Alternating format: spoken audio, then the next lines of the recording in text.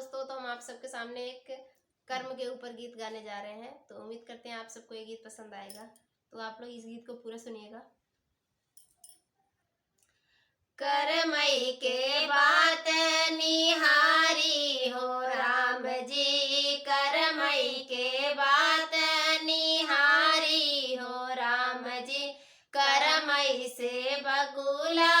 उज्जर भये हैं, करमई से बकुला उज्जर भये हैं, करमई कोयला बड़ी काली हो राम जी, करमई कोयला बड़ी काली हो राम जी, करमई के बात निहारी हो राम जी, करमई के बात निहारी हो राम जी, करमई से गंगा धीरे बहत है, करमई से गंगा धीरे बहत है, करमई यमुना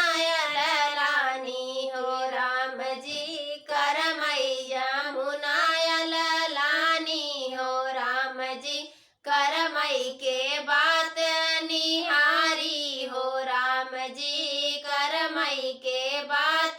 निहारी हो राम जी, करमई से भैया घर में राहत है, करमई से भैया घर है राहत है, करमई बहिना परदेश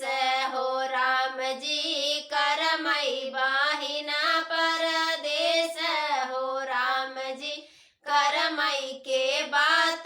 निहारी हो राम जी, करमई के